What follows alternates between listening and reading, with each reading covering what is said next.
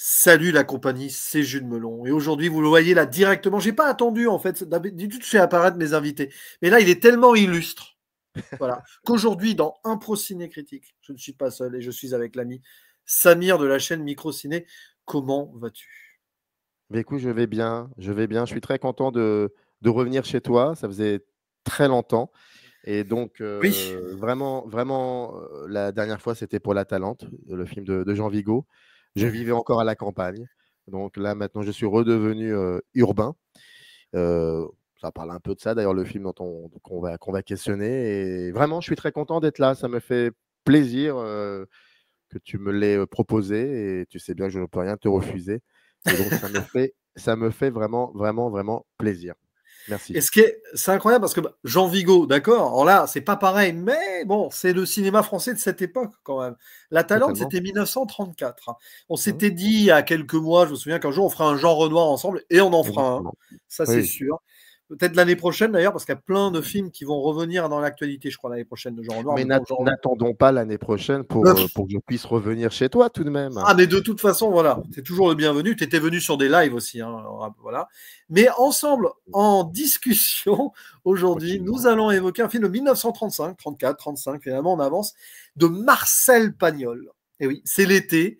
Marcel Pagnol revient dans l'actualité, d'ailleurs, on en parlera. Et il va être question, pas d'un film dont on parle énormément dans sa filmographie, peut-être pas son meilleur, mais on s'en fiche. On est là pour parler de ce long métrage qui existe, et encore heureux qu'il existe, Merlus, donc qui a fêté son bel âge, 90 ans, c'est-à-dire que ça me fascine toujours, tous les gens qu'on voit là ne sont plus là dans le film. Il y a quelque chose de voyage dans le temps, d'archive absolue là, et puis ça va nous faire de plus en plus cet effet d'ailleurs au fur et à mesure des années qui avancent.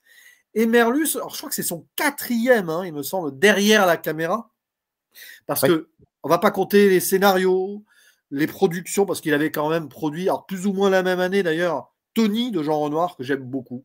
Voilà, ça je le dis. Et qui est très pagnolien aussi dans l'idée de, voilà, une sorte de réalisme quelque part. Mais là, Merlus, c'est particulier parce que on n'est pas dans la campagne de Pagnol.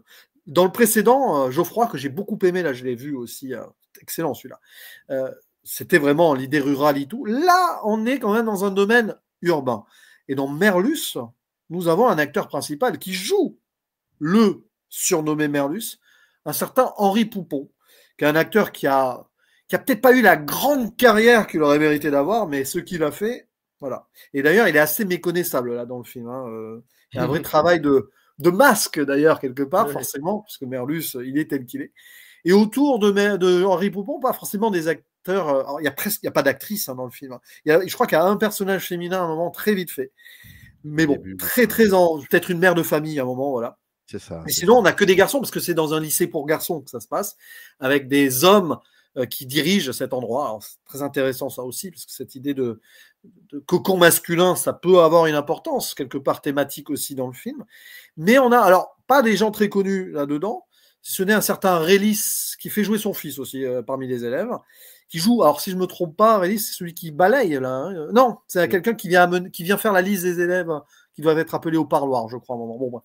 Mais on en a un de jeune qui est assez connu quand même, parce qu'il va encore tourner chez Pagnol ensuite. C'est un acteur qui avait été casté plus ou moins dans un bar ou quelque chose comme ça. Un certain Jean Castan, qui joue Galubert, l'élève le plus âgé, qui ressemble, qui a des airs de Fernandel, et il jouera, je crois, un frère de Fernandel après. Donc voilà. Il Et joue pas tout dans le plein. Spoons? Il joue pas dans le Spoons? C'est Il pas joue lui dans qui le joue le... Spoons, ouais, Jean C'est lui Castan, qui hein, joue c'est ça. le rôle du frère de Fernand. Voilà. Et puis plein de jeunes, voilà, qui n'auront fait qu'une apparition peut-être au cinéma. Mais quelle apparition! Alors attends, plein de jeunes, mais quand même des visages. Je veux dire, on est dans une école laïque. Je crois qu'on est encore dans la Troisième République. Je crois qu'on est C'est encore je crois que c'est la Troisième République encore. ouais, c'est possible. Ouais. Et puis surtout, moi, ce que je n'avais absolument pas vu à l'époque où je l'avais découvert ce film, bah, c'est que dans cette classe, il y a une mixité, Oui, il y a oui. une diversité dans cette classe. Et Ah je ne oui. l'avais pas vu ça, et ça m'avait étonné, mais en même temps, c'est une cohérence logique avec comment Pagnol regardait le monde pour le coup. Donc Ah, il y a un personnage en particulier qui a droit à toute une scène et qui est très intéressante. Hein. Il y a pas mal de oui, petits trucs d'à côté dans un film qui, Alors, pour faire un synopsis rapide, parle d'une sorte de pion, hein, Merlus, il s'appelle Monsieur Blanchard, mais les élèves le surnomment Merlus parce qu'il sent le Même ses poisson. collègues. Même ses collègues. Et même ses collègues, alors, surtout à la fin, parce que ça suffit. Ouais. Mais dans l'idée de ce surnom vient de son odeur. Bon, c'est évidemment, alors c'est ça qui est amusant parce que si on vous dit cela, tiens, l'histoire d'un pion qui a un problème à l'œil, là il est borgne, hein, bon, qui sent le poisson et qui, en pleines vacances de Noël, va garder des élèves qui ne peuvent pas rentrer chez eux dans la famille. Ça vous rappelle pas un film récent américain qui est sorti il y a quelques mois, 2 ans je crois, s'appelle Winter Break, réalisé par Alexander Payne. Oui. Ah oui. Et Paul qui Giamatti, est une Paul sorte de Giamatti. remake. C'est une sorte de remake de Merlus. Il l'a dit, le réalisateur. Il s'est inspiré très prochement de. Je ne sais pas si tu l'avais vu, Winter Break, Oui, d'ailleurs. je l'ai vu, je l'ai vu, je l'ai Voilà. vu, je l'ai vu. Bon, après, il y a beaucoup de choses qui changent quand même, Ah parce que oui, là, c'est beaucoup plus américanisé, disons. On va dire ça oui, et comme puis ça. surtout, il y a le prof dans Winter Break et il n'est pas seul. Il y a deux autres personnes avec lui, deux autres adultes, Oui, dont oui, une oui. femme qui est cuisinière ou qui Ouais, qui travaille, a perdu son fils à la et guerre. qui a Ouais. perdu son Voilà. fils à la guerre. Et puis surtout, le film est axé autour, par rapport aux élèves, autour d'un élève bien précis. Ouais, ouais, non, non, ouais, j'avais pas fait le rapprochement. Oui, oui, effectivement. Mm. Voilà. Et donc là, on va voir comment, en une unité de temps assez proche, hein, Mm. la veille de Noël, le soir de Noël et le lendemain, Merlus va devoir gérer des enfants d'âges différents. Hein, c'est de 10 ans à 18 ans, quoi, je simplifie, qui ne l'aiment pas. Parce qu'ils n'aiment pas Merlus. Ils le surnomment comme ça. Peut-être qu'il ne sent pas bon, mais il fait peur aussi. D'ailleurs, à un moment, il y a un des garçons qui dit parce qu'il fait peur. Il fait peur parce qu'il a l'air méchant comme ça. Aigri, alors, ou pas, mais bon, méfions-nous des apparences. C'est aussi un des messages du film. Et justement, pendant toute la durée de cette, on va dire, il est obligé de les garder. Hein, il voulait pas, Monsieur Blanchard, mais comme il est le dernier à arriver, il est obligé de s'y coller un petit peu. Eh ben, il va y avoir forcément des choses qui vont se dénouer, bon, et une évolution qu'on évoquera plus tard. Merlus, qui d'ailleurs a une actualité, et c'est intéressant et important de le dire, parce que Carlotta Film fait sa rétrospective Pagnol, deuxième partie, à partir donc du 30 juillet. Normalement, cette vidéo va être publiée le 31, donc là, vous pouvez aller le voir, là. Il y a plusieurs films qui sont restaurés. Il y a donc Merlus, avec Cigalon, Naïs, Manon des Sources, Hugolin, et les Lettres de Montmoulin. C'est mon enfance aussi, ça, Alphonse Daudet. Et donc, merci à Carlotta de redonner une vie à ces films. En version restaurée, en soi, j'ai envie de dire que Merlus, peut-être, en a eu besoin. Ou pas. Ça, j'y reviendrai très vite là-dessus. Mais d'abord, petit préambule. Ton rapport à Marcel Pagnol, Oh là là. avant d'aller sur ce film. Alors, Pagnol, pour toi, c'est quoi? C'est l'enfance, c'est l'école, c'est le cinéma, la littérature, les deux? Bonne question. Marcel Pagnol, c'est deux choses pour moi. C'est trois choses. Premièrement, c'est bien évidemment l'école, c'est-à-dire l'école élémentaire, mais aussi un peu le collège. Et donc, ce sont des livres qu'on me force à lire. En tout cas, c'est comme ça que moi je le ressens et que je le perçois. Nous avons déjà eu, je pense, hors caméra, une conversation sur mon rapport à l'école qui était assez chaotique parce que l'autorité, et puis parce que je pense que ouais, comme beaucoup, beaucoup, beaucoup, je sais que c'est un sujet depuis des années sur comment retravailler, renouveler, reprendre, repositionner l'école, qu'est-ce qu'il faut en faire, tout ça. Et je pense que peut-être que je n'étais pas forcément fait pour, la méthodologie scolaire, peut-être. Et donc, d'abord, c'est une obligation littéraire pour moi. Donc, les livres que je lis de Marcel Pagnol, dont je me souviens très bien qu'on nous avait obligés à lire La gloire de mon père et Le château de ma mère, que j'avais lu en diagonale, et donc, mais vraiment, j'ai rapport à un très chaotique. Ensuite, il y a le cinéma, où le cinéma va réparer certaines choses qui sont liées à la littérature de Pagnol. Et c'est le cinéma, et c'est surtout une période très particulière, c'est la période d'été, pour des raisons X et Y, mais surtout parce que souvent les films de Pagnol se déroulent dans le sud de la France, en Provence, à Marseille, ou dans la région de Marseille, et il fait très chaud. Donc souvent les films sont projetés à la télévision pendant la période estivale. Donc, je me réconcilie avec Marcel Pagnol, cinéaste, avec Marcel Pagnol, écrivain, grâce à Marcel Pagnol, cinéaste. Et ça, c'est l'enfance, l'adolescence. Donc, mais très, très tôt, vraiment, je suis très précoce par rapport à mon rapport à Pagnol, cinéaste. Et la troisième raison, ça va peut-être te surprendre, c'est que les personnages assez truculents que l'on retrouve dans certains de ces films, dont la trilogie avec César Marius Fanny, mais aussi d'autres personnages, leur rapport au monde, leur culture, le rapport à la femme aussi, eh bien, tout cela, ça me parle parce que mes origines sont algériennes, je retrouve certains visages, certaines façons de parler, certaines façons de réfléchir aussi, chez des gens très proches de moi, surtout en Algérie. Et donc, ça me parle beaucoup. Je m'identifie assez vite, finalement, à cet univers-là. Et donc, la littérature de Pagnol va venir bien après, où je vais donc reprendre tout ça depuis le début et je vais trouver ça plutôt intéressant, même si je trouve que l'homme cinéaste, me concernant, est plus intéressant, plus important. Et c'est l'un des plus grands cinéastes. C'est un de mes cinéastes de chevet, Marcel Pagnol. Et je continue encore à voir ces films comme on va à l'école. Paradoxe. Paradoxe ou pas? D'ailleurs, j'ai fait une petite correction, c'est bien Merlus avec un R, j'avais écrit Mélus. Je C'est pas la n'osais pas mélasse. te le dire. Je n'osais pas te le Voilà. dire. Je me suis dit, je vais pas Non, mais ça, c'est parce que pour la petite anecdote, on a dû changer de lien StreamYard avant d'enregistrer, donc j'ai voilà, les doigts en ripé. Mais ce film n'est pas de la mélasse ni de la Merlus.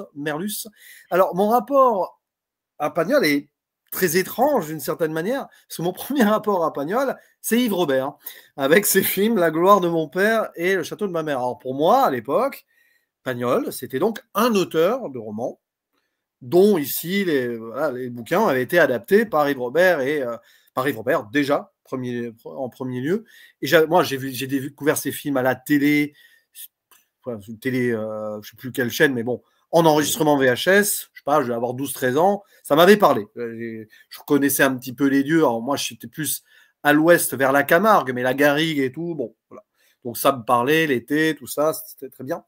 Puis après, il y a eu, alors ça, je les ai découverts que plus récemment, mais j'avais entendu parler des versions de Claude Berry, hein, donc Jean de Florette et Manon des Sources, ok. Et j'ai lu un peu sur le tard, Gloire de mon père, Château de ma mère, Le temps des secrets, etc.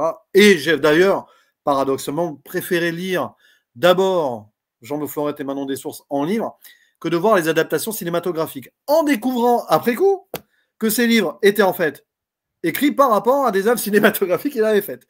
Et là, je me suis dit, bon, voilà. Et je connaissais évidemment de réputation les films, alors, ou produits ou réalisés par Pagnol, mais bon, les films marseillais avec Rému, quoi. Et tu me fends le cœur aux pommes bonnettes. Alors, évidemment, tous ces clichés qu'il y a pu avoir dans tous les sens, etc.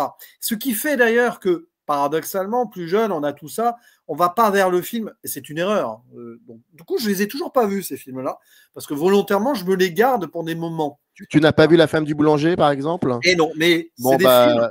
Voilà. Prépare-toi parce que peut-être qu'à ce moment-là, le personnage joué par Ginette Leclerc, donc la femme du boulanger, peut-être que la manière ce qui lui arrive à la fin du film, peut-être que ça va un peu t'énerver. Parce qu'il faut déconstruire Pagnol. Hein, c'est important de déconstruire Pagnol voilà, il y a des choses qui sont peut-être assez atypiques qu'il faudrait. Donc, tu me diras quand tu l'auras vu, ça m'intéresserait de. Mais c'est un grand film, hein, ça reste quand même un film. Il y a aussi autre chose que j'avais. Pardon, et je te laisse. Il y a aussi autre chose. Les films de Pagnol sont, pour la plupart, sont longs dans leur durée et non pas lents. Et ça, c'est incroyable quand tu es gosse ou un peu adolescent et que tu commences à te lancer. Enfin, c'est assez impressionnant d'accepter la durée des films pagnolesques qui peuvent parler jusqu'à 2h, 2h30. Et ça donne aussi, pour le coup, je pense, ça t'aide, ça t'apprend aussi le rapport à la durée.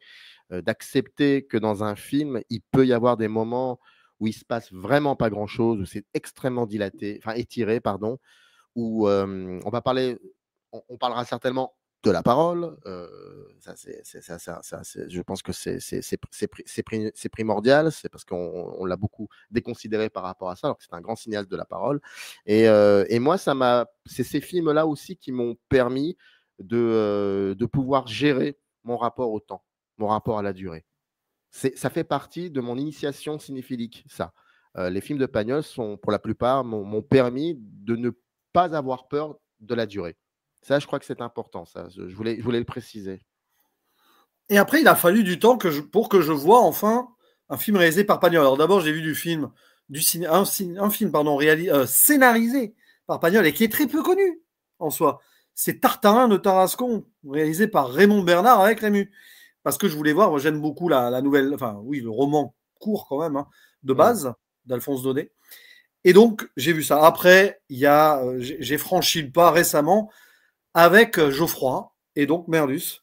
Ce qui est d'ailleurs le doux paradoxe de ce que tu as dit en 2 temps là dans cette introduction, c'est que j'ai commencé. Alors, Geoffroy, il y a un paradoxe, c'est un film très court. Donc, parler de longueur, mais là, c'est un film très court, c'est un moyen métrage. Mais Merlus, non seulement il est assez court, mais il ne se passe pas à la campagne et ni l'été. Puisque c'est un conte de Noël en pleine ville de Marseille. Par contre, on est quand même dans la ville de Marseille. Vous entendez les accents pagnoliens, quoi. Bon, les accents de Marseille de l'époque, hein, tout simplement. Et Merlus, alors pourquoi celui-ci? Alors, c'est vrai que en t'invitant pour parler d'un Pagnol, je me suis dit, on commencerait par quoi? Je me suis dit, alors, je vais attendre encore avant de voir parce qu'après, tu lances une trilogie marseillaise, tu as envie de tout voir. C'est toujours pareil. Je me suis dit, tiens, on va commencer par ce film qui va revenir, là, grâce à Carlotta, au cinéma. Et ça donnera aussi la possibilité aux gens, peut-être, de revenir vers nous s'ils l'ont découvert sur le tard, etc. Mais, évidemment, toi et moi, nous ne sommes pas encore le 30 juillet ici présents. Nous n'avons pas été au Festival de Cannes cette année où il a été présenté dans cette version restaurée. Donc, nous n'avons pas vu la version restaurée. Et ça, c'est important de le préciser quand même.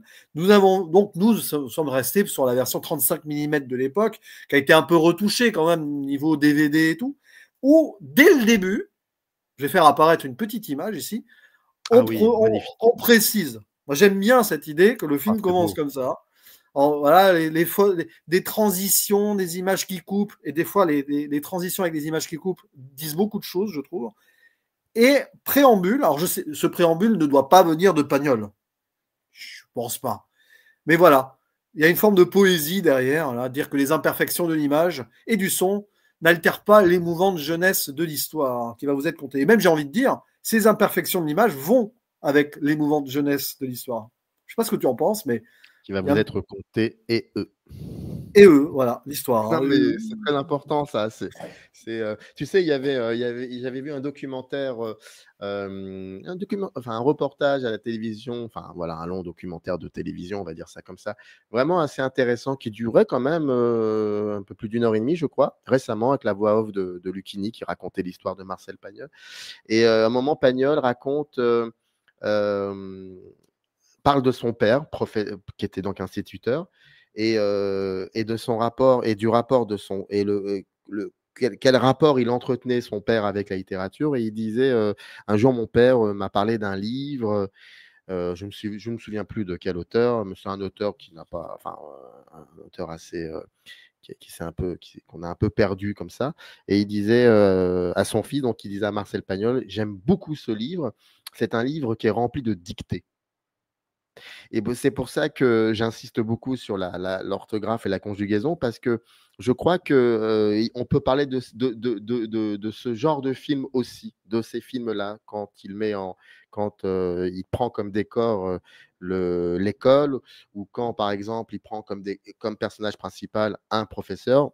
Parce qu'avant cela, je crois qu'il va faire Topaz dans 33, mais c'est différent parce que Topaz, ça parle de corruption aussi. Mais c'est autre chose. Là, c'est plus de la corruption chez Merlus, c'est comment dire, c'est une forme de pédagogie en partant d'une base qui est l'autorité, mais qu'il va déconstruire finalement. Et donc, ce que je pense de ce préambule, je trouve que c'est très beau, c'est très juste, c'est très attendrissant aussi, cette manière de prendre le temps aussi d'expliquer le contexte. Et c'est exactement à l'image de la manière de raconter de Pagnol une histoire. C'est-à-dire que c'est quelqu'un qui qui va beaucoup insister sur la ponctuation, sur certains mots, sur la force de la ponctuation. Il va non pas embellir, mais poser les choses de manière très calme et d'avoir une totale confiance dans les mots. Et ces mots-là vont créer une richesse et une dynamique qui va créer une mise en scène. Quand tu lis ce qu'il écrit, même si ce n'est pas lui qui l'a écrit, il y a quand même quelque chose qui est de l'ordre pagnolesque, parce que Pagnol, c'est pas forcément Marseille, tout ça. Non, non, c'est différent. Pagnol, c'est aussi autre chose. Pagnol, c'est quelqu'un qui, comme je le dis très bien, comme je le disais, pardon, c'est un signal de la parole. C'est-à-dire que c'est quelqu'un qui va... on parle souvent des conversations pagnolesques. En fait, c'est quelqu'un qui épouse le temps d'une conversation. Et dans le film Merlus, qu'on va parler, il y a exactement ça. Le film prend le temps de regarder une conversation se déployer. Et ça, je trouve ça très, très intéressant.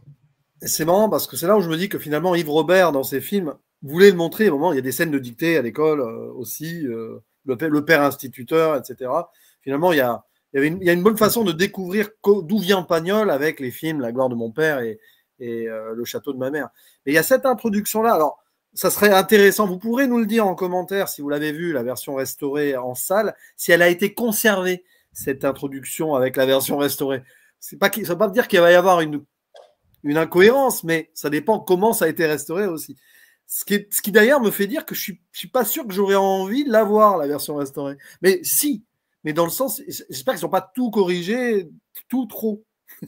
Parce que des fois, bon, mais c'est intéressant. Mais bon, après, c'est vrai qu'il y a des moments où on voit que. D'ailleurs, je crois que le film a du mal à être tourné. Je crois qu'il y a eu des premières versions, ça a été. Il a refait un peu derrière, mais bon. Et après, alors, ce qui est intéressant, c'est que tout le début du film est important. Hein.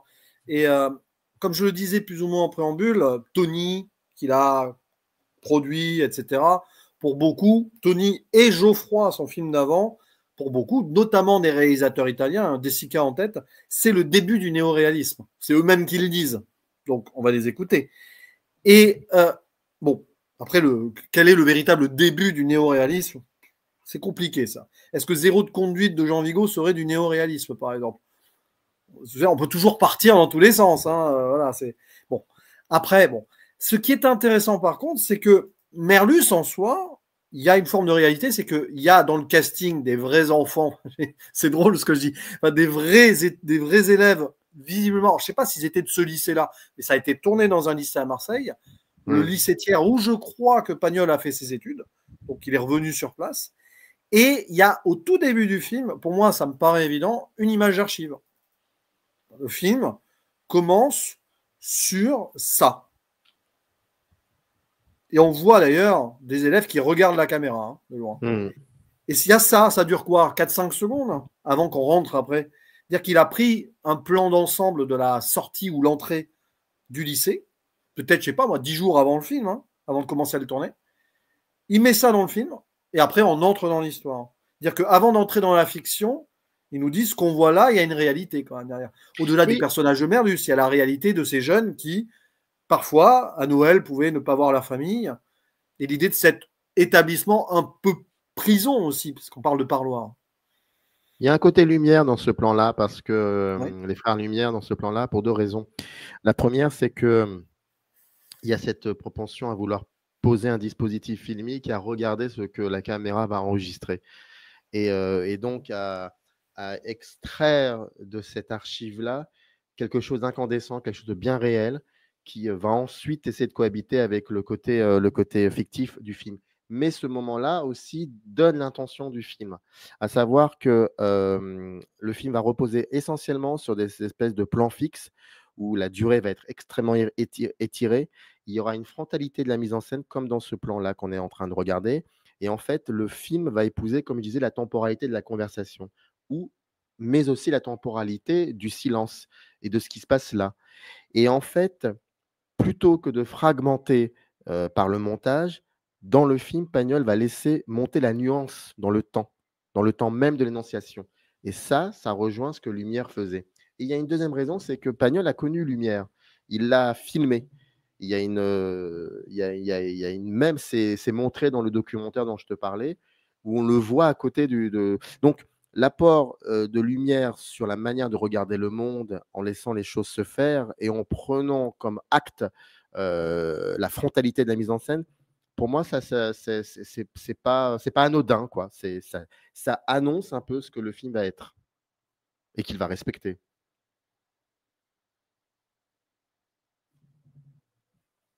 Je ne t'entends plus. Je ne t'entends plus. Oui, pardon, j'ai oublié de de remettre mon micro. Mais ce qui est intéressant, c'est que le film va aussi jouer sur une chose, c'est ne pas nous montrer Merlus de suite. C'est-à-dire que le personnage principal, certes, c'est Merlus, mais c'est aussi ce lieu, cet endroit, avec les gens dans ce lieu. Donc, évidemment, il y a le proviseur, il y a le censeur. Alors, le censeur, c'est, on va dire, l'équivalent du CPE, si on veut maintenant. C'est un peu compliqué. Hein. Ouais, c'est un peu compliqué là. Voilà. Pauvre CPE.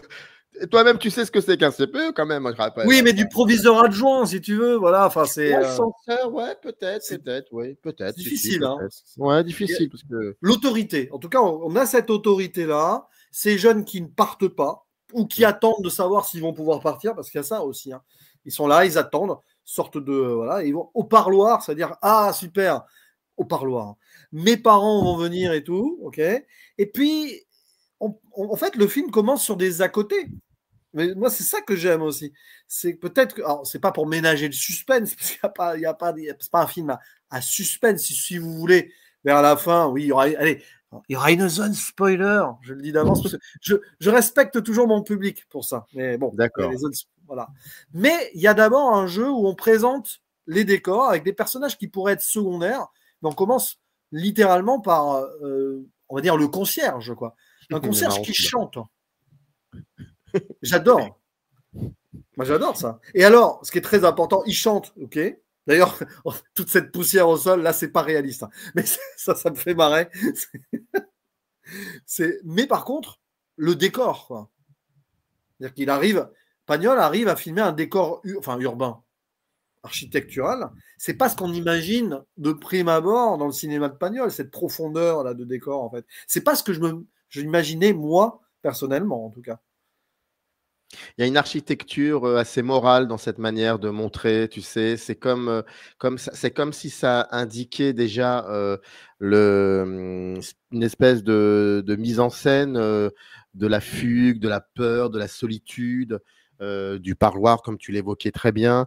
Et donc, il expose, il fait une forme d'exposition, qu'elle soit au niveau des personnages, au niveau de nous présenter aussi Merlus par la parole de ses collègues et de montrer cette architecture qui finalement ressemble à un endroit où, avec un profondeur de champ très obscur, mais et en même temps, c'est déconstruit avec ce personnage qui est en train de balayer et qui est assez drôle, qui est très burlesque. Donc le film déjà nous dit ce que tu as dit au début de cette émission, ne vous fiez pas aux apparences. Et donc, ça rejoint un peu ça. Et puis, la parole, c'est intéressant parce que par exemple, dès le début, tu as un élève qu'on ne verra pratiquement plus. Après, il va être noyé au milieu des élèves, si vous voulez. Hein. Un jeune de 12 ans qui s'appelle Villepontou, voilà, c'est son nom de famille, évidemment, qui est triste. D'ailleurs, une scène qui est poignante hein, sur le papier, mais c'est poignant à la Pagnol, c'est-à-dire on n'est pas dans le pathos, on va pas te rajouter des gros violons derrière. Il y a quand même quelque chose où on apprend que je crois que c'est son père qui est mort hein, ou quelque chose comme ça. Sa mère s'est remariée à quelqu'un d'autre. Elle ne s'appelle plus comme lui. Très joli hein, comme expression. C'est pas qu'il renie sa mère, mais c'est l'impression que sa mère, pas qu'elle le renie, mais elle l'oublie un peu. D'ailleurs, elle s'appelle plus comme moi. Et il est face, alors je crois que c'est le censeur pour le coup, en face de lui, qui lui fait la morale. Une morale, mais d'une forme ambiguë. C'est-à-dire, d'un côté, soit un homme, il ne faut pas pleurer. Tu as 12 ans, tu es un homme. Bon, voilà. Mais il s'ouvre à lui. Pourtant, on n'a toujours pas Merlus. Hein. Il s'ouvre à lui en lui disant oui, mais tu sais, moi, à ton âge, ma mère, en fait, non, mais elle était morte, moi. Voilà. Et il y a cette idée qu'il est très triste, ce jeune homme, ce jeune élève, du coup. Et oui, à 12 ans, tu es déjà un homme, hein, potentiellement. Bon, ok. Mais il va partir de façon guillerette derrière, dans ce même couloir. Hein. Littéralement, d'ailleurs, c'est le même plan, avec un petit décalage de caméra, quand même, plus recentré. Et après ce moment de morale ou je sais pas moi, où on essaye de le consoler, voilà, de consolation et de morale à la fois. Il s'en va triste, il sort son mouchoir et après il part un petit peu voilà, à cloche-pied en mode avec une petite musique derrière qui montre et la vie continue. C'est bizarre parce que tu peux y voir plusieurs choses, une forme de poésie, une forme de, je sais pas s'il veut retourner la morale, Pagnol, parce que il croyait à l'autorité de l'école républicaine quand même, Pagnol. Pagnol, c'est pas Jean Vigo, par Oui, exemple. non, mais enfin, je pense qu'il croyait à une autorité réinventée. C'est-à-dire on passe d'une forme de magistrature à une forme de narrateur. Merlus, c'est ça. C'est une autorité réinventée. On n'est plus les profs, les censeurs, ce ne sont plus des juges, des magistrats ou je ne sais quoi. Non, Des humains, c'est des des humains. humains, ce sont des narrateurs, ce sont des gens qui racontent des histoires, ce sont des gens qui parlent. Et c'est en parlant qu'on délie les choses. Et c'est ce que va faire Merlus, c'est ce qu'il va faire plus tard dans le film Merlus. Je pense que c'est ça chez Pagnol. C'est une forme d'autorité réinventée. Je ne suis pas souvent à l'aise avec ça non plus, mais pourquoi moi, je pense que c'est ça. Hein. Je crois qu'il y a un peu de cela. Ce décor, il existe. Il ne faut pas forcément le mettre de côté. Il faut le filmer aussi de manière assez frontale. Et le plan que tu nous montres là est le contre-champ du plan d'avant, parce que là, le fond n'est plus obscur, il est Ouais, voilà, encore, ouais. il est très éclairé, et cet enfant va quelque part, mais on ne sait absolument pas où. C'est une destination totalement inconnue, bah, comme sa vie un peu l'est d'ailleurs. C'est vrai qu'il y a un côté un peu plus éclairé. Puis alors, tu le dis, finalement, on le dit, enfin, sous-entendu, on l'a déjà dit, mais c'est un décor naturel, c'est pas du studio. Ce Non, sont, complètement, oui, oui, bien voilà. sûr, oui, oui, bien sûr, oui, Il oui, y a, il y complètement. a- enfin, je pense, non, rien n'a été tourné en studio dans le film, parce qu'ils ont pris des pièces du lycée. J'imagine que ça a dû être tourné pendant les vacances d'été, donc ils ont pu prendre possession des lieux et du coup tourner cela. C'est ça qui est bien. Mais c'est vrai que comme tu le, alors, finalement, il n'y a pas Merlus au début du film, mais il y a l'idée de Merlus déjà. Oui. C'est-à-dire on ressent sur l'humanité et on raconte quelque chose. Et le personnage de Merlus en lui-même, j'ai envie de dire, il raconte quelque chose parce que ne serait-ce que sa façon, voilà, d'être, c'est-à-dire il est borgne. Hein. Donc on sait pourquoi il est borgne. Il a perdu son œil à la guerre, ce qui est très important, ça. C'est-à-dire qu'il a vécu lui-même un traumatisme. Il est ce qu'il est. On apprend qu'il a 24 ans de métier, donc une expérience. Mais il est le dernier arrivé. Paradoxe, c'est-à-dire qu'il a beau avoir, il est peut-être là plus longtemps dans le métier que certains de ses collègues, mais c'est lui qui est le dernier arrivé et qui doit se coller à ça. Il est mal aimé, etc., etc. Mais donc l'idée de perception, etc., là, dès le début, elle est là, c'est-à-dire il faut se méfier des apparences. L'humanisation de ces gens qu'on pouvait imaginer peut-être encore à l'époque comme en effet des représentations très droits en forme d'école justice, on respecte l'idée de la prison de l'école Mm. prison, d'accord, mais peut-être que les gens qui sont dedans ne sont plus, non pas vraiment non plus, des gens qui cadrent trop les élèves, en mode, certes il y a l'autorité, mais il y a quand même une ouverture, on essaye de mettre de l'humanité, quoi, tout simplement, à l'image de ce censeur qui est très. Mais qui est. D'ailleurs, elle est là, hein, la dualité du début. C'est-à-dire, tu seras un homme, tu pleures pas, mais oui, mais moi, tu vois, j'ai vécu ce que tu as vécu, en pire, hein, limite, parce que moi, ma mère, elle est vraiment morte. Limite, on essaye de dire, tu vois, ce que j'ai vécu, moi, c'est pire. Et au final, en sous-entendu, je m'en suis pas si mal sorti que ça. Ce qui n'est pas forcément évident aux yeux de l'élève, mais sur le moment, finalement, ça lui fait du bien. Et donc, du coup, pas de Merlus, il faudra encore attendre un petit peu avant de le voir, mais que le film s'appelle Merlus comme ça et qu'on mette du temps vraiment à voir qui est Merlus, mais dont on parle de lui, est-ce qu'il n'y a pas l'idée aussi, indirectement, de fausse iconisation, j'aime pas le terme, hein, mais tu vois ce que je veux dire. C'est-à-dire qu'on installe l'idée et le spectateur, il s'imagine déjà qui est ce Merlus, à quoi il ressemble, comment il va interagir avec les enfants quand on va le voir, etc. Est-ce que c'est une forme maligne de narration, selon toi? Parce que qu'est-ce que ça aurait changé au final qu'on ait Merlus dès le début, dans le premier plan, en train de commencer à parler à des élèves, avant même donc du coup ces scènes-là. Je ne sais pas si c'est finalement une manipulation ou une espèce de clin d'œil comme ça. Non, je crois que Je crois que c'est aussi, alors, je pense que même j'en suis sûr, pour le coup. C'est un geste de théâtre, ça. Le nombre de pièces de théâtre qui portent le titre, le nom du personnage principal. Mais en fait, il dit Merluce sera le moteur du film. Et des gens vont se greffer autour de Merluce. Si Merluce n'existe pas, l'histoire n'existe pas, le film n'existe pas. Et voire même ceux qui sont autour de lui n'existeront pas, mais existeront différemment, mais pas comme on le pense. Et le fait de mettre en avant ce personnage de par le titre, ça annonce un programme dans lequel il y a plusieurs strates. Il y a les enfants qui nous parlent de Merluce. Non, d'abord, il y a le décor qui nous parle aussi de Merluce. Il y a les enfants qui nous racontent Merluce. Il y a ses collègues qui racontent Merluce. En fait, il y a plusieurs points de vue. D'accord? Et tous ces points de vue vont nous permettre d'imaginer le personnage. Et ensuite, on voit Merluce. Et le film va prendre 40 minutes pour déconstruire les points de vue qu'on a entendus au début. Et, pardon. Et c'est pour ça que le côté théâtral, que cela soit par le titre, mais aussi par le fait de laisser les conversations s'étirer, de ne pas fragmenter le montage, ce qu'on a toujours reproché à Pagnol, faussement, bien évidemment, injustement. Le théâtral, c'est un choix terrible de cinéma.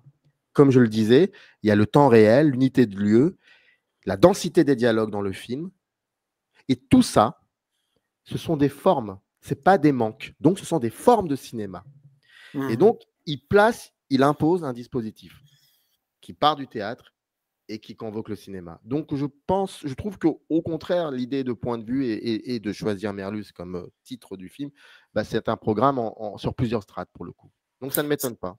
C'est intéressant, c'est très Pagnol probablement dans sa carrière d'artiste, ce glissement d'un médium à l'autre. La littérature, le théâtre, le cinéma, et au final, il les fait dialoguer entre eux. Et cette idée que c'est presque un film en 3 actes, d'une certaine manière. D'abord, sans Merluce, on parle de Merluce. Deuxième acte, Merluce tel qu'on le voit, avec quand même les a priori qu'on a d'avant. Troisième acte, la révélation du vrai Merluce. Au final, alors c'est pas une tragédie, pour le coup, c'est plutôt un conte théâtral, c'est amusant, c'est mignon. Parce qu'il y a le conte aussi. On parle de littérature, il y a un aspect conte de Noël aussi. On aurait pu faire le film en mode, imaginez que le film serait adapté d'un conte. Il était une fois dans un lycée marseillais, des enfants qui ne peuvent pas aller dans leur famille à Noël, et ce surveillant qui sent pas bon et qui est mal perçu. Voilà. Mais c'est vrai que tu peux adapter ça en conte pour enfants, ça passe crème, j'ai envie de dire.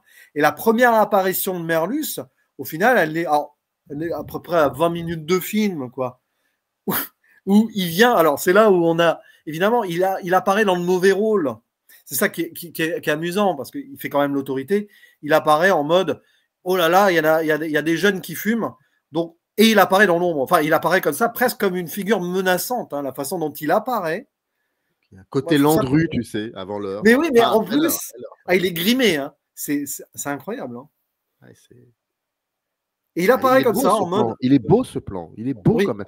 Il faut quand même ne pas oublier de dire que c'est aussi que Pagnol c'est un véritable cinéaste. C'est quelqu'un aussi qui a une manière de travailler le plan, de cadrer. Je trouve que c'est très très beau. C'est très très beau. En plus, c'est un plan où on voit, je sais pas si, on le voit arriver, hein, de loin, c'est pas juste un truc, voilà, c'est un plan qui fait presque, d'ailleurs, c'est dans la lignée, c'est toute une discussion ensuite qui va se mettre en place où on découvre le petit frère de Fernandel, on va l'appeler comme ça. Il y a ça, donc il est à gauche du plan d'avant, hein, grosso modo. Là, il y a son camarade, là, voilà, hop. Ça, ouais. À gauche, il y a le personnage principal des deux, on va dire, parce que l'autre, on n'en parle pas trop. Et après, on a un champ contre champ qui est malin aussi dans son dispositif. D'ailleurs, il va souffler sa fumée dans la caméra. Et on est ici, grosso modo, alors c'est pas vraiment du point de vue de Merluce, il me semble pas qu'il regarde vraiment la caméra quand même. Hein. C'est intéressant. Et après, dans le contre-champ inverse, c'est filmé un peu de biais. C'est pas filmé comme ça non plus.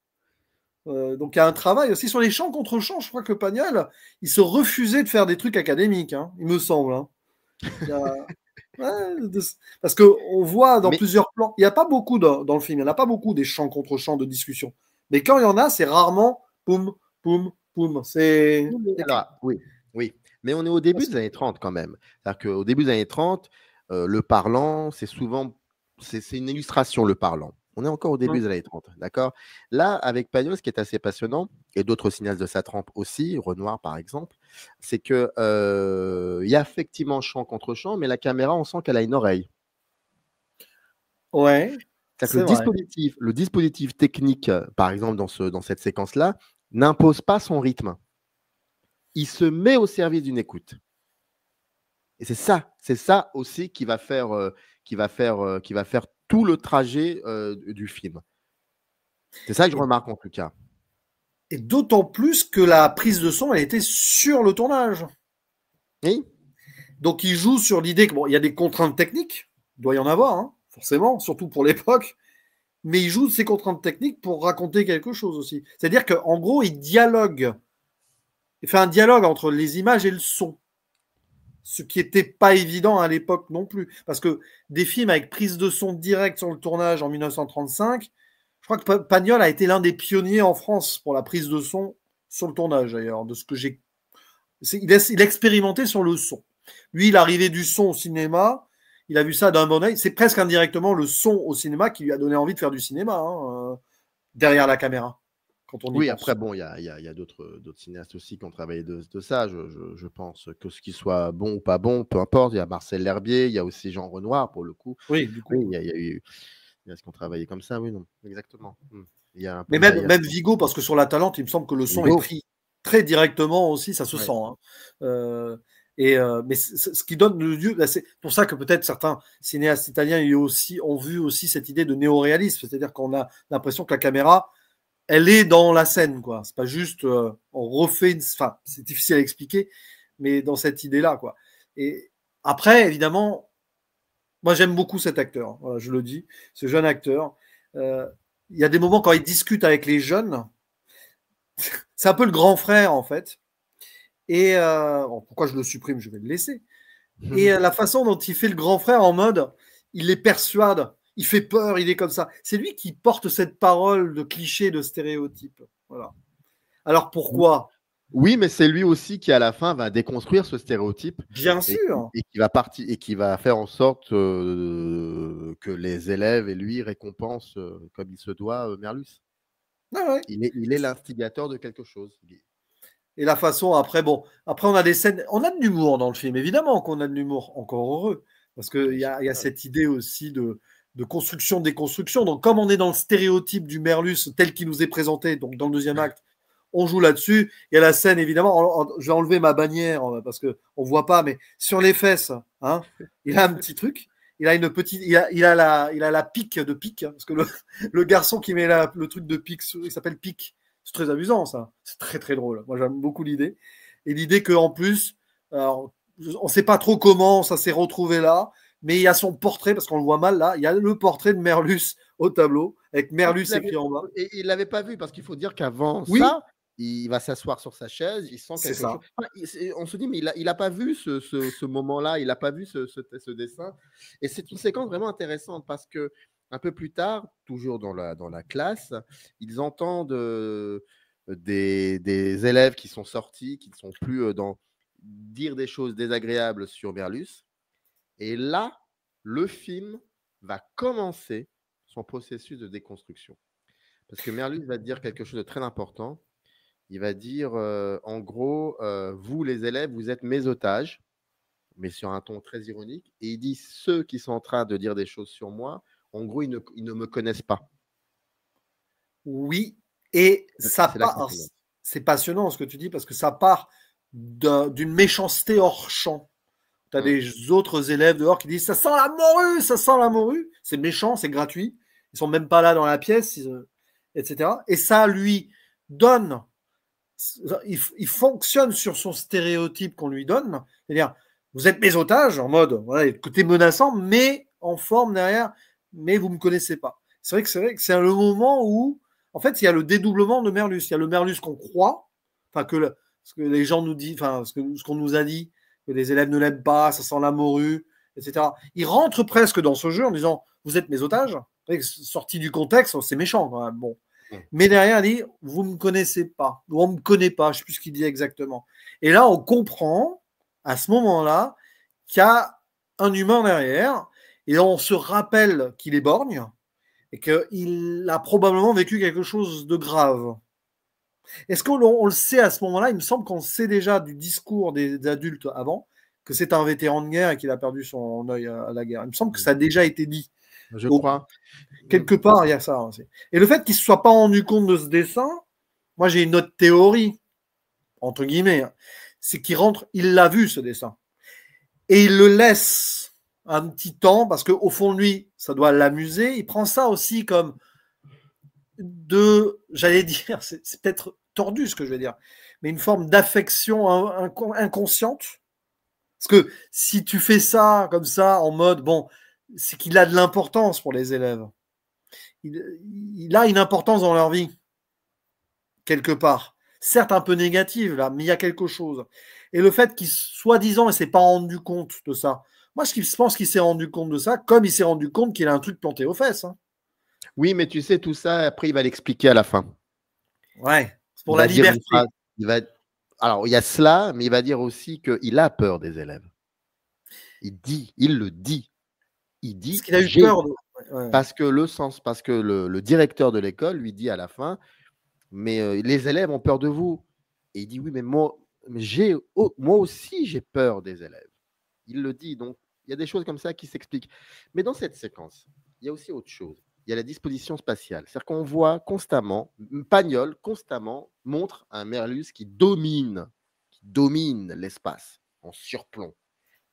Mais il abaisse sa voix. Ça veut dire qu'il y a une dissociation entre la position, l'autorité, le prof, l'école, et la posture. L'autorité hiérarchique versus la posture bienveillante. Oui. Et c'est ça que le film va vouloir montrer. Et c'est ça, quand je parle d'autorité réinventée, finalement. C'est que le film veut réconcilier, tu sais, l'espèce d'institution comme ça, républicaine, avec une éthique très sensible de la présence et qui ensuite va anticiper pour le coup, le film va anticiper pour le coup, sur les débats que l'école, tu es beaucoup plus placé que moi pour le savoir, sur l'éducation inclusive, sur l'autorité bienveillante, tout ça. Ouais, c'est ça. Et ça, c'est parce que ça n'est pas une critique féroce, totale, pleine de l'autorité scolaire ou de l'école, pas forcément. Non. Mais ça montre aussi que il y a la question du savoir, le professeur, en l'occurrence, lui, il n'est pas professeur, il est surveillant. Il y a la transmission du savoir, donc la transmission du savoir, c'est la transmission de contenu, vers autre chose qui sera celle de la relation, donc la transmission d'une confiance. Et c'est ça et c'est parce qu'il y a la transmission d'une confiance que les élèves, à la fin, décident de rendre l'appareil de manière très positive à Merlus. Et donc, dès cette séquence, jusqu'à la fin, on aura un Merlus qui surplombe l'espace, mais sa voix contredit, donc à l'intérieur du cadre, sa posture. Et ça, c'est de la dialectique. Et donc, Pagnol n'est pas qu'un cinéaste qui fait de la théâtralité. C'est beaucoup plus subtil que ça. Il y a des moments, on en parlera après, là, mais avant d'y arriver, je voulais passer sur un pas de côté. Je sais que tu aimes bien les petites digressions, les moments. C'est dans les dialogues entre les élèves. On a beaucoup de petits moments entre les élèves. Ah oui. Alors ça, voilà. C'est une école qui a une forme de mixité. Alors, sociale aussi, peut-être. C'est quand même, socialement, c'est quand même plutôt moyenne haute classe, quand même, j'ai envie de dire, de ce qu'on voit. C'est ce qu'il dit Merlus à la fin, d'ailleurs. Voilà, c'est ça.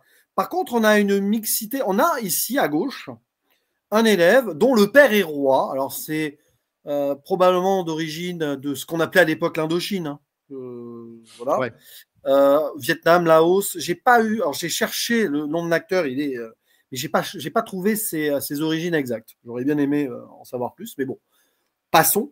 Par contre, il y a deux trucs qui sont intéressants dans cette digression dans le film, qui n'est pas une digression, c'est la vie des élèves. Donc bon, c'est déjà le rapport à ce que certains, parce que là, le gamin en haut à droite là, il va quand même le traiter de macaque. Oui. Donc, injure raciste. Tristement, terriblement, alors je ne sais pas pourquoi, mais il est crédité sous ce surnom raciste dans les crédits du film. L'acteur à gauche, alors, je ne sais pas. Bon, après ça, je ne sais pas exactement comment les choix ont été faits. Et ça montre aussi, parce que celui qui est au milieu, son père, apparemment, fait du trafic d'ivoire, donc potentiellement en Afrique. C'est une conversation surréaliste. Et c'est incroyable, on a ici deux pans potentiellement de la France encore coloniale de l'époque, pour faire simple. Oui, oui, oui, voilà. Pour faire simple. Oui, oui, non, mais tu as entièrement raison, il y a de cela. J'entends aussi un moment dans la longue énumération de noms un Ben Mohamed. Mais je crois qu'on le voit à table. Et on le voit, je crois, Ben Mohamed dans la classe. Oui. Bon, Ben Mohamed, je pense qu'il doit venir certainement, en tout cas, d'un pays d'Afrique du Nord. Je ne sais pas si c'est le Maroc ou l'Algérie ou la Tunisie, mais je dirais peut-être plutôt l'Algérie, pour le coup, par rapport aux immigrations diverses. Mais c'est assez impressionnant tout de même. Je veux dire, c'est rare de voir ça dans une classe à cette époque-là. Non, si, c'est pas que c'est rare. Non, je me suis mal exprimé. Rarement montré, tu veux dire. Voilà, voilà. Mais il y a aussi autre chose, c'est qu'il y a une forme de polyphonie sociale. C'est quoi? Ça veut dire que tu l'as très bien dit. L'acteur, le personnage, ton préféré parmi les élèves, le plus grand, un peu dadé, et en même temps pas si con que ça, pas si bené que ça.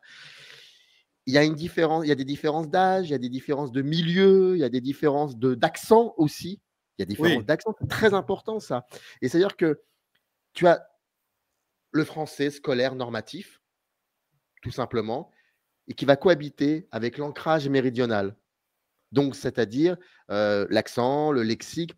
Et Pagnol, en faisant tout cela, il montre une France qui est plurielle. Et à l'époque? Parce que ce sont des enfants. Ouais. Et les enfants sont censés être l'avenir. De manière assez basique, je le dis, ils montrent une France réellement plurielle. Pas une France plurielle, réellement. Le côté lumière. Je montre les choses. Ouais. Après, tu l'as très bien dit, bon, c'est ce personnage qui est affublé d'un sobriquet raciste, macaque, mais qui pour les enfants est une... Tu sais, Lino Ventura disait de son enfance, il disait j'ai vécu des choses en cours de récréation, vous ne pourrez même pas l'imaginer. Voilà, il vient d'Italie, il ne parlait pas très bien français. Les insultes racistes, pour eux, c'est une forme de normalisation. Et pour trouver la racine, c'est bien évidemment les parents. Donc, il montre ça aussi. C'est important de montrer ça. Et il montre cette France réellement plurielle avec tous ses aspects. C'est passionnant. Et pas que au niveau des visages, mais aussi au niveau des accents, au niveau de plein de choses. Des habits aussi. Et des habits. Des habits, il faut voir, par exemple. Là. Oui, des habits. Non, je trouve ça assez incroyable. Et après, on rentre dans le retournement. Alors là, si vous voulez, on est vraiment dans ce qu'on appelle la zone spoiler. Mais bon, voilà, on rigole. Mais dans cette idée, tiens, tout à l'heure, on parlait, c'est pas du théâtre, c'est du cinéma. Mais bien sûr, que cette. Alors, c'est ça aussi, une scène de surimpression de. C'est le plus beau plan. C'est le plus beau plan du film.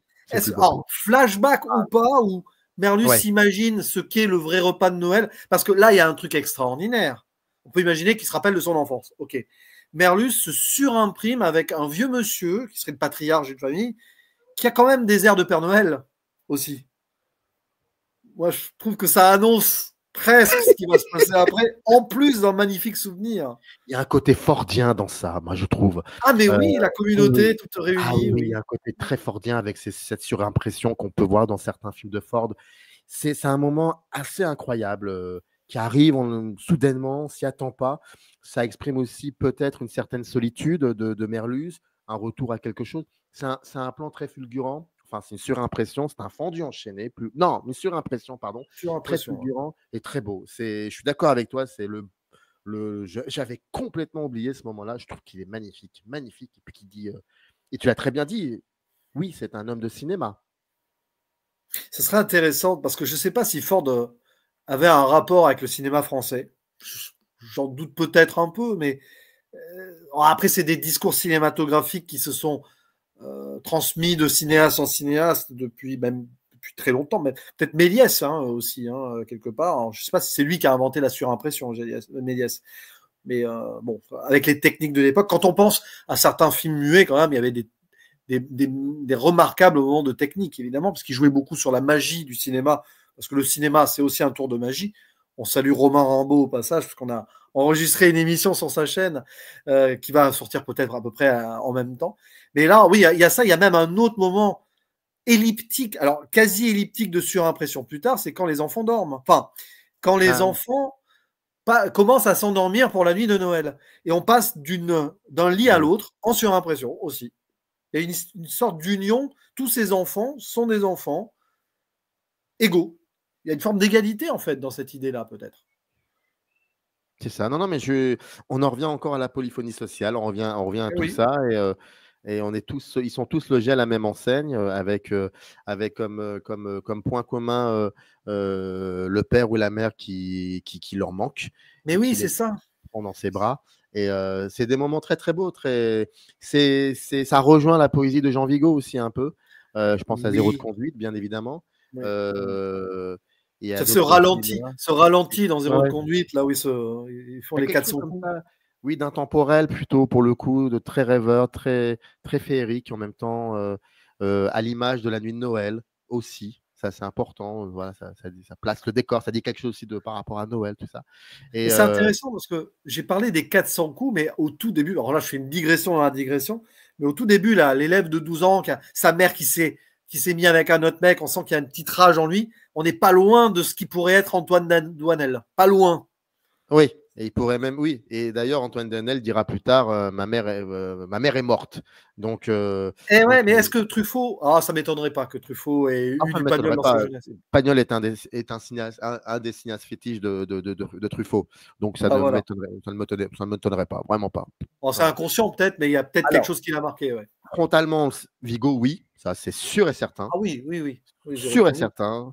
Il y a pas, factuellement on le sait. Oui, Pagnol, Merlus pour le coup, certainement, peut-être, oui, il faudrait voir. Mais c'est vrai que ça nous renvoie à avant l'heure, sur certains aspects, aux 400 coups. Enfin, 400 coups, les aspects de l'école, pour le coup. Oui. 400 coups sort de l'école. Le film sort de l'école. D'ailleurs, le film se termine. Plus de 20 ans après, ça a encore évolué. Voilà, et puis le film ne se termine pas dans une école, mais plutôt dehors, à la plage. Ah oui, ça, la fin des 400 coups. Tiens, je salue Albator Théo au passage, c'est un de ses films de chevet. On va saluer tout le monde dans cette vidéo. Et après, il y a la naissance du Père Noël, parce que Merlus va devenir le Père Noël dans l'ombre. C'est littéralement ça. Il va être le Père Noël dans l'ombre. C'est-à-dire que la nuit, il va mettre des cadeaux dans tous les souliers des enfants. Et là, on a le Père Noël dans l'ombre. C'est-à-dire que cette barbe, finalement. Et donc, il va faire aussi en sorte que ces cadeaux, il les achètera avec ses propres deniers. C'est ce que le directeur va lui reprocher. Et il est pauvre. Et il n'est pas si riche que ça. Et il est seul parce qu'à un moment, il parle de solitude. Donc, ça inclut aussi autre chose. Et donc, il va faire ça. Oui, il va faire ça. C'est vrai que là aussi, ça, c'est du cinéma. Mais vraiment, ce jeu d'ombre-là. Et en plus, là, on est dans le langage cinématographique absolu. C'est-à-dire, les enfants dorment.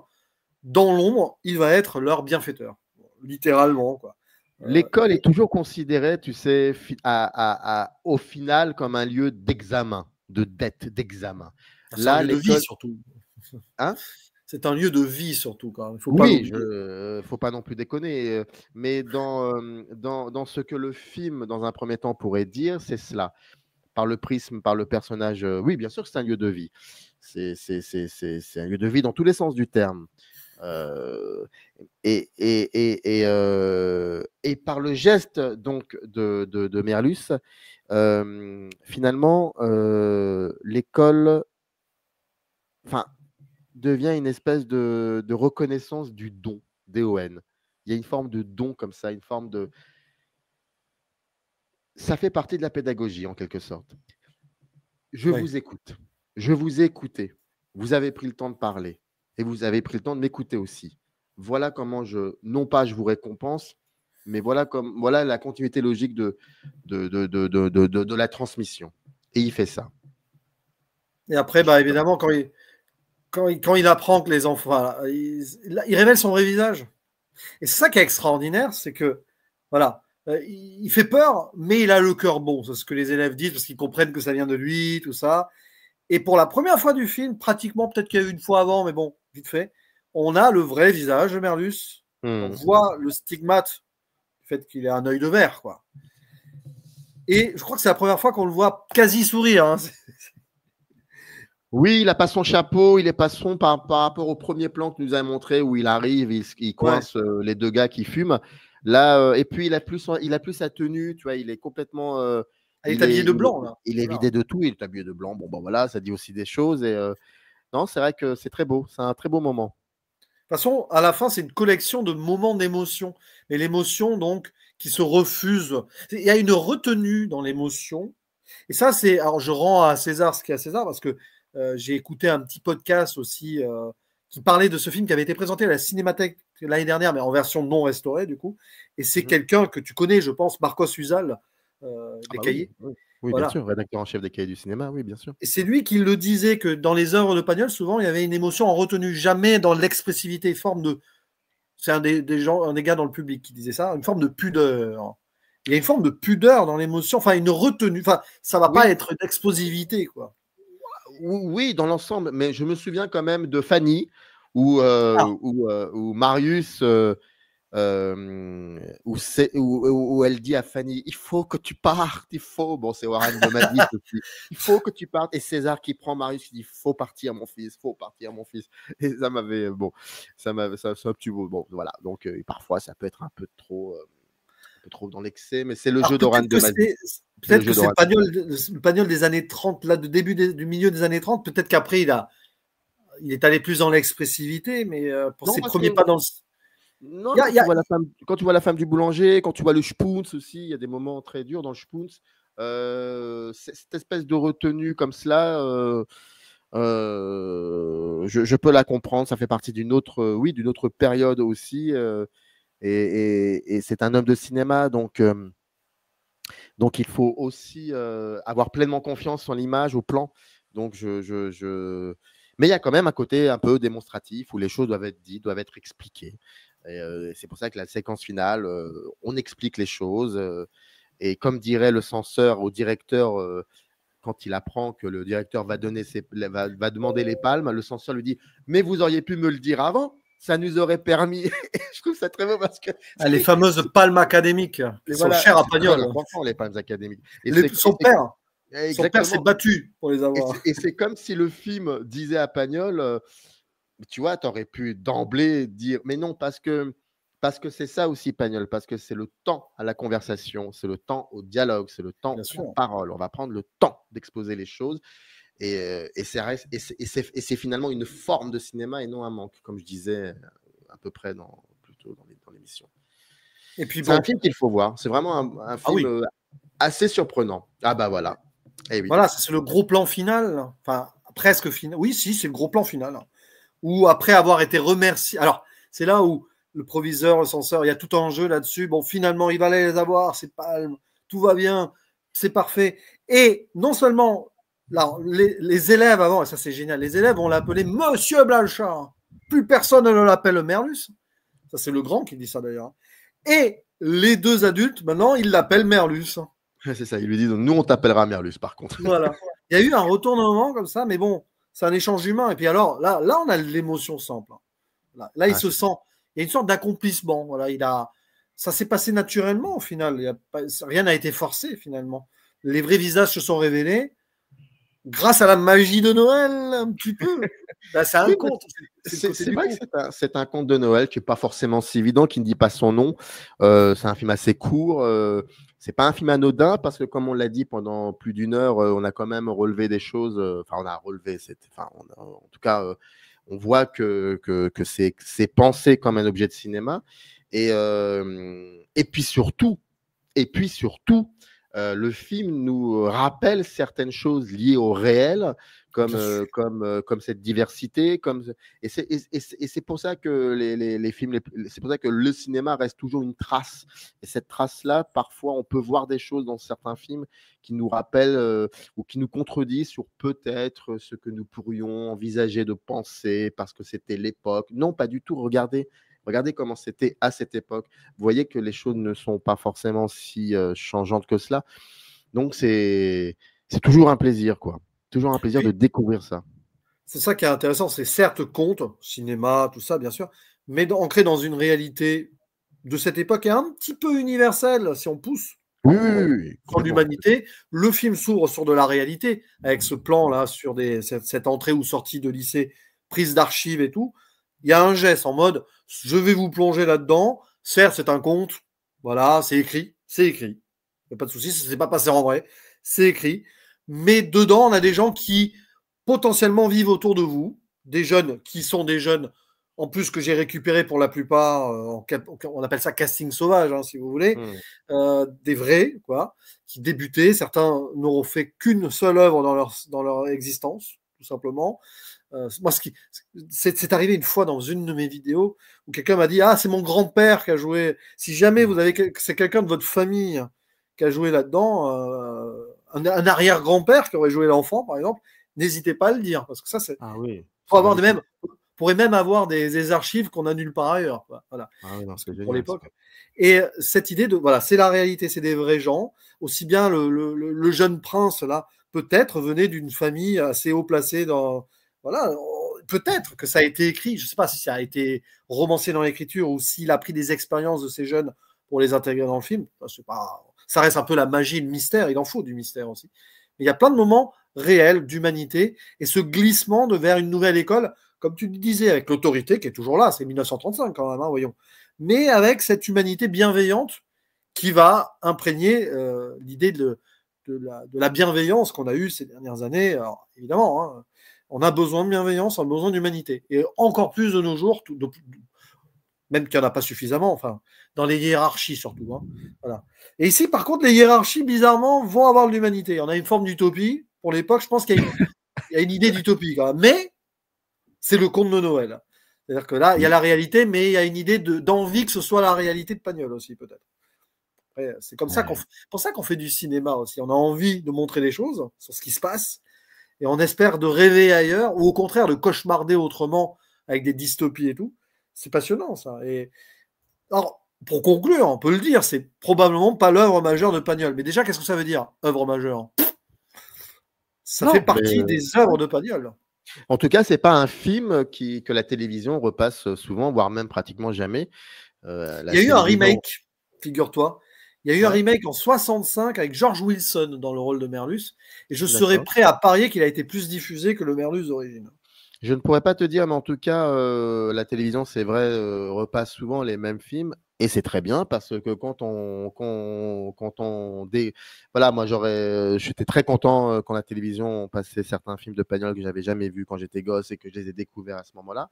Et donc c'est pour ça que là, vous avez la possibilité de voir. Alors c'est vrai qu'aujourd'hui, on peut avoir accès à pratiquement tous les films de manière différente, autre, je sais pas, Et mais là, au là, cinéma. oui, là, ça passe au cinéma dans une version restaurée. Et je pense que c'est intéressant d'aller faire un petit tour. Et ça dure 1h07, 1h08, je crois, si Oui, je ne me trompe oui, pas, oui. quelque chose comme ça, pas très long, 68 minutes, moins de 70. Et ça dit, enfin, il y a des fulgurances de cinéma dans ce film qui font que c'est peut-être certainement un des films les plus intéressants de cette année aussi. Pourquoi pas? Eh oui, Eh oui. c'est pas parce que c'est un film de 90 ans que ça ne l'est pas. En tout cas, il y a plus d'intention de cinéma dans ce film que dans certains films qui sortent et qui suscitent des intérêts qui sont assez mystérieux pour moi. Donc, Merlus, c'est bien. Oui. Donc, n'hésitez pas à le découvrir ou redécouvrir en Oui, salle, grâce à Carlotta, merci. Et puis la Cinémathèque qui a travaillé dessus aussi, parce que c'est intéressant de découvrir ou de redécouvrir des réalisateurs un peu oubliés en off. Tout à l'heure, on parlait de Guy Gilles. Voilà, il y a des choses là-dessus. Il y a des pépites, parfois, peut-être que toi aussi, tu ne connais même pas, qui vont peut-être être révélées les prochaines années. En plus, il y a récemment, on a retrouvé par exemple un film de John Ford qui était perdu. Enfin, je ouais, cite ouais. ça au hasard. Je t'ai montré aussi ce reportage qui avait été diffusé il y a quelques mois, où on aurait retrouvé des rushs d'un film, enfin même peut-être d'une nouvelle trilogie sur laquelle il réfléchissait, Pagnol, en 1941. Là. On a eu des images exclusives c'était diffusé sur Arte, il y avait Daniel Auteuil et tout.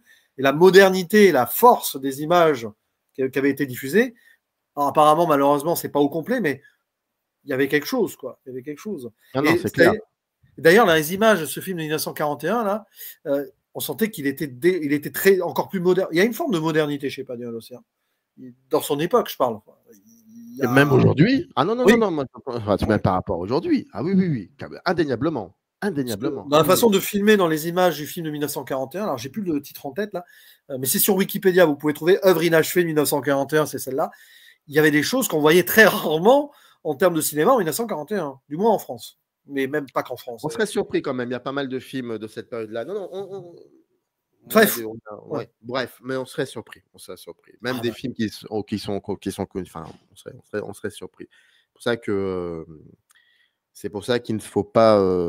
C'est pour ça que j'ai toujours du mal avec le titre patrimoine. Moi. Pour moi, ce ne sont pas des films du patrimoine, ce sont juste des films, point final.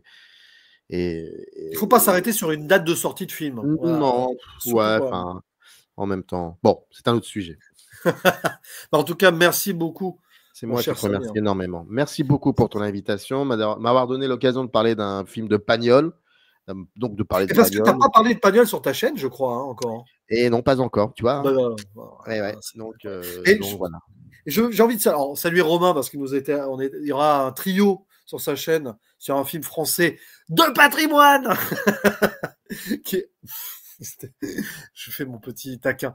Pas faquin, hein, c'est important. Taquin. Un film des années 40, mais on vous laisse un peu le suspense, mais c'est peut-être déjà en ligne, on ne sait pas. Je salue Hugo aussi, le cinéma d'Hugo, parce qu'il aime beaucoup Pagnol, il a un rapport à Pagnol très fort. On a beaucoup parlé en off de Geoffroy, qu'on a découvert en même temps, un après-midi où on s'ennuyait, où on avait eu des mauvaises nouvelles en parallèle d'ailleurs, etc.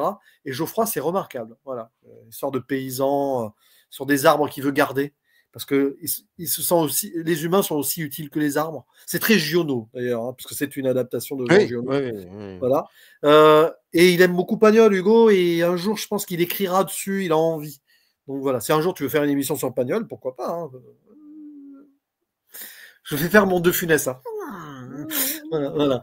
Mais voilà, je salue Albator, Théo aussi, puisqu'on parlait de Digil. Et il a vu Merlus déjà, d'ailleurs, au passage. Mais voilà, on salue tout le monde. J'ai envie de dire tous ceux qui nous ont écoutés. La 7e illusion, donc, parce que tu as cité pas mal de personnes qui travaillent pour la 7e illusion. Donc, notre collectif. La 7e illusion et tous ceux, voilà, même celles et ceux qui ne parlent pas à cinéma, là, mais qui le vivent, c'est important, après tout. Et on vous invite d'ailleurs à taper en dessous votre commentaire et vous parlerez cinéma avec nous à l'écrit. Et on sera là pour vous lire. Parce que je pense qu'il y a pas mal de gens là qui vont le découvrir en salle et qui vont tomber fatalement sur cette vidéo. Et tant mieux. Voilà. Oui.